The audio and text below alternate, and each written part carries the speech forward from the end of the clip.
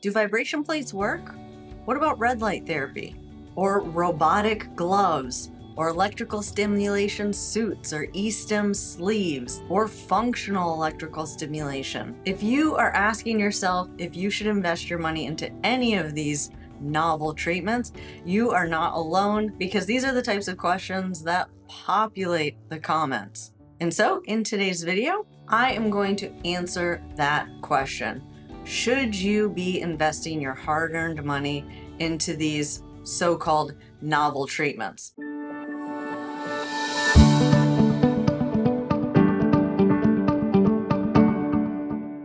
you're new to this channel, I'm Tara. I'm a neurologic physical therapist with over 22 years of experience helping people after neurologic injuries restore their mobility and their independence. And I've taken everything I've learned in those 22 years and I've put it into a toolkit, giving you 24/7 access to all of the tools that I think are absolutely essential to restore your mobility and your independence after a neurologic injury.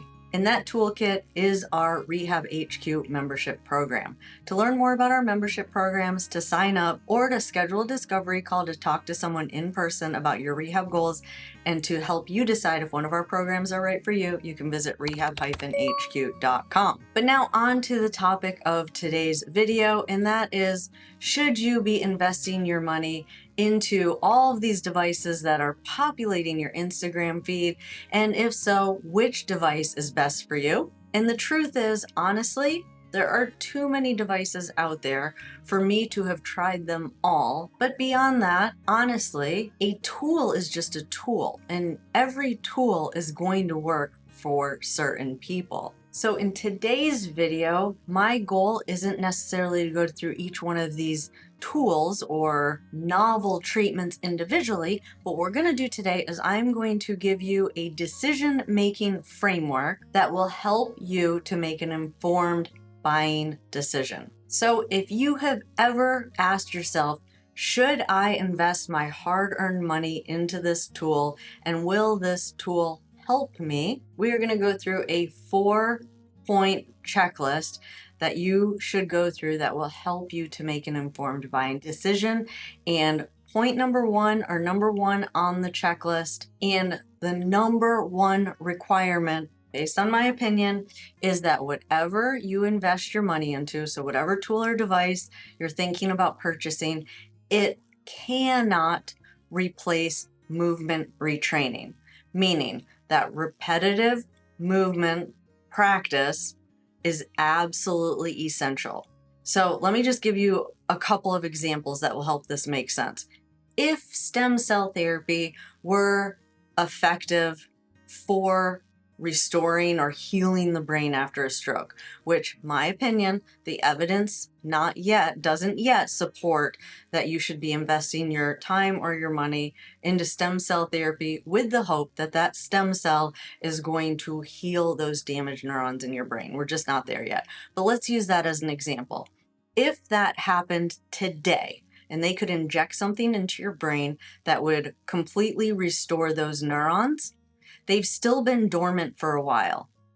And you would still need to kind of rebuild that code on your hard drive. And how do you rebuild that code? You have to do the movement. So that's just one example that I hope makes this make sense when I say that no device or tool that you're going to spend your money on should replace your movement retraining. So an example of where I see this quite frequently is red light therapy or hyperbaric oxygen therapy, where you would have to probably sacrifice therapy time in order to invest the time into going to a facility that has hyperbaric chambers, or the amount of time that you would have to sit with the red light on. Now, I have had patients that do red light therapy and it does not interfere with their physical therapy, but I have also seen lots of patients invest tons of money into all of these kind of novel treatments and put the time invested into that in place of therapy. And while I'm on this topic, let me go through my little 4-column foundation that I think is absolutely essential before you start thinking about purchasing any type of device. Nutrition needs to be dialed in. Why? Because to get your brain to rewire, meaning getting neurons to either be repurposed or create new synapses or connections between neurons, requires energy. The whole energy system in the brain requires a very, very clean environment, just to keep it simple. If you are having, or if you have a poor diet and you are filling your body with ultra processed foods, your body and your brain is focused on getting the nutrients out of those ultra processed foods, which is minimal, and getting rid of all the garbage in those ultra processed foods. And that is taking resources away from the energy systems in the brain. So diet is absolutely important. Movement, getting your heart rate up, absolutely essential before you start thinking about investing in devices. Getting your heart rate up pumps more blood. More blood means more oxygen to the brain. More oxygen to the brain means a more efficient energy system in the brain. So movement, movement, movement. And I don't need to necessarily go into all the studies on that, but there are tons of studies looking at neurologic conditions and the impact on symptoms that regular cardiovascular activity has on symptoms of neurologic conditions. So movement, sleep. I would rather someone be spending more of their time and money into optimizing their sleep and making sure they're getting 79 hours of high quality sleep before you started investing in anything else. Sleep has a ton of benefits, but the main one as far as stroke recovery, in my opinion, is the glymphatic system. This is kind of like a cleansing system in the brain. The rate at which this cleansing system kind of washes the brain at night increases. So you want to be getting good quality sleep. And then mindset. I cannot stress this enough. People with a little bit of optimism.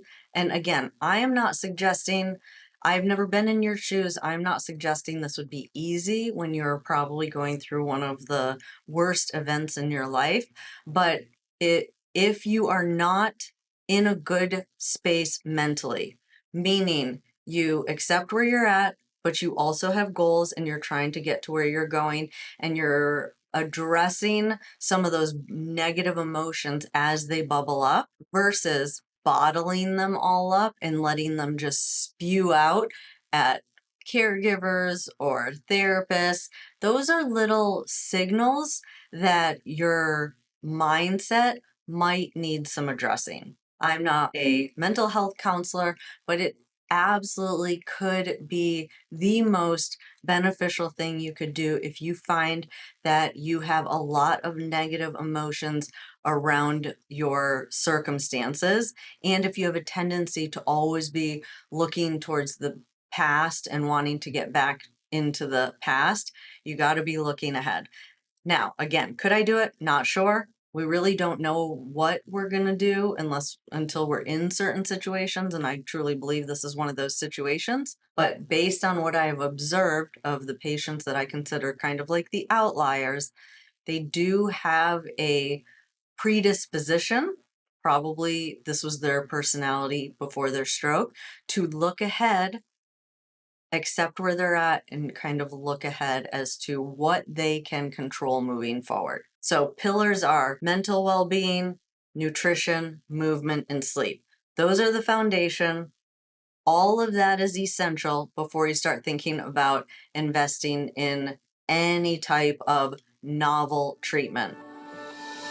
So again, checkpoint number one is anything you invest money into is a waste of your hard-earned money if it is replacing any of those foundational components that I just went through. Number two on the checklist, and again, just my opinion and might be slightly controversial, but the adverse events, if there have been any studies on this particular device or intervention, I'm thinking more of like hyperbaric oxygen therapy or something that changes your physiology in some way. This might not necessarily apply to like e-stim devices and things like that.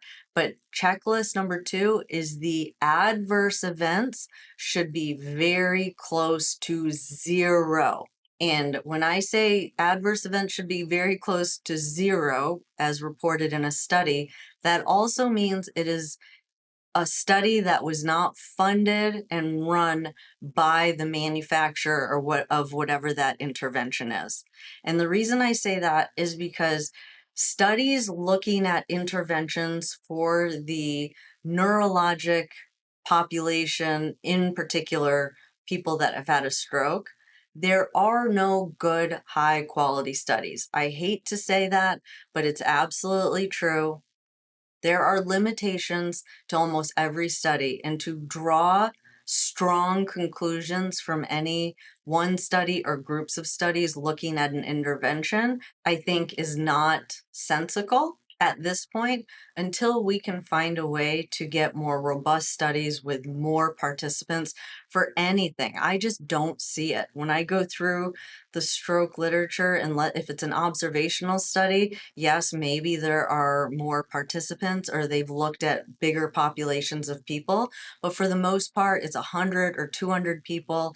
And so based on that, I think it's okay to invest money into a treatment if there is no risk associated with it and you have the extra time to do it and it's not replacing your therapy, but it's absolutely at the top of my checklist. So number one is it shouldn't replace your therapy. Number two on the checklist is I think, my opinion, that the risk should be very, very close to zero. And then number three on my checklist is it should not create a financial hardship. So for example, I have some patients that have unlimited resources. They are very fortunate.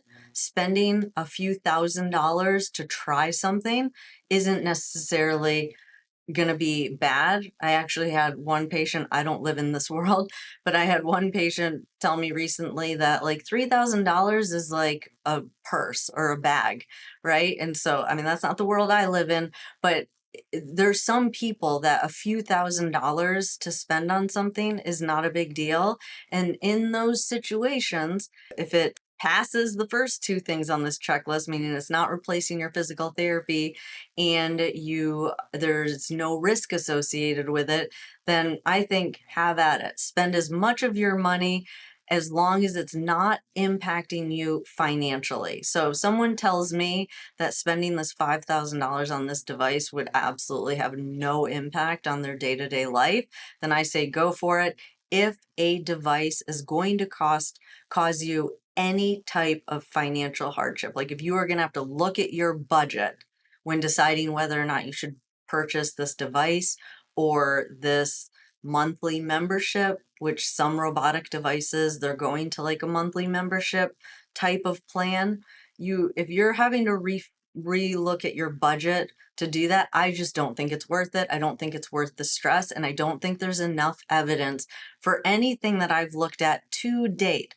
22 years of looking at studies of interventions that claim to improve function after a neurologic injury. I don't think there's anything that's given me that much confidence other than doing the work, doing the physical therapy. So check the point number three is if it's creating any type of a financial hardship or you need to look at your budget at all when you're buying that device, I would say don't do it.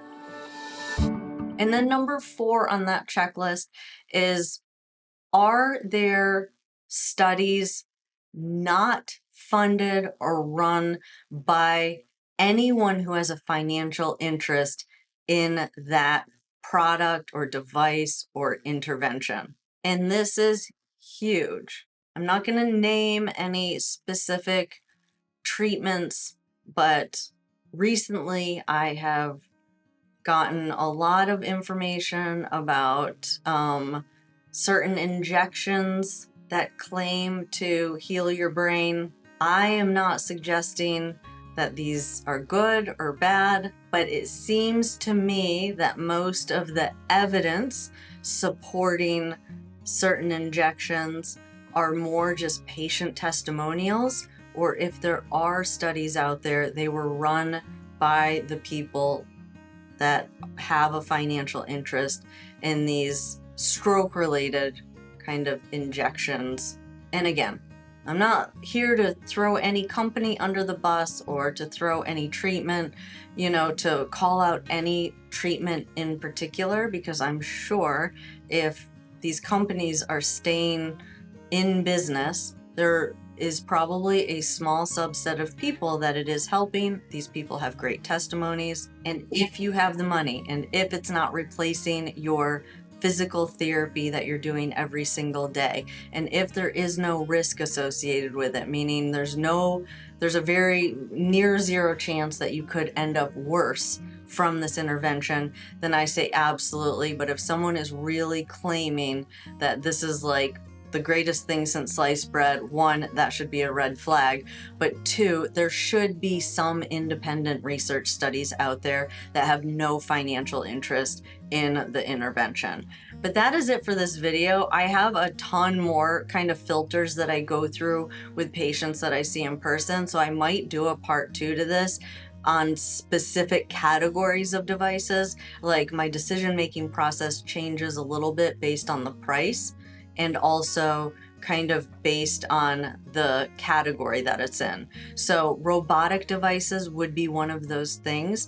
That robotic devices, in some instances, they just enhance that movement retraining, but sometimes those robotic devices do so much that the brain kind of shuts down. So that's why I'm not including like individual categories of products, because that really is dependent on the person that I'm working with, that I see like their situation, and whether or not a robotic device is right for that person, or whether or not an e-stim device is right for someone. That is really individual, and it really does require like trying something and then assessing and making sure that someone is getting improvement from it. And as soon as they're not getting improvement from that device, making sure that there's someone in the mix that does not have a financial interest in that product, that can say, okay, I think now it's time to kind of take that device out of your treatment plan. So still giving that some thought. But if you have any questions, or you want to share your story in particular regarding how you're spending your money, or if you should spend your money on certain devices, leave those in the comments below. There might be a part 2 based on whatever feedback I get from the comments to this video. But that is it for this video. If you are someone who is going to physical therapy and you feel like that's just not enough, and you're kind of overwhelmed, or kind of even like paralysis by analysis between your therapy sessions, not really knowing what you should be focused on, you would be perfect for our membership program. As a member, you get access to all the home exercises that I give to my patients that I see in person, but also you get interaction with me throughout the week on our discussion board. And then also you have access to our monthly webinars and our monthly Q&As, where you can get your specific questions answered. So if you're ready to level up your rehab and really take your rehab to the next level, visit rehab-hq.com, where you can learn more about our programs, sign up, or schedule a discovery call to talk to someone in person about the barriers that you're facing, the goals that you hope to accomplish in the next year, and they can help you decide whether or not one of our membership programs is right for you. I enjoyed spending time with you all today, and I'll see you in the next video. Have a good day.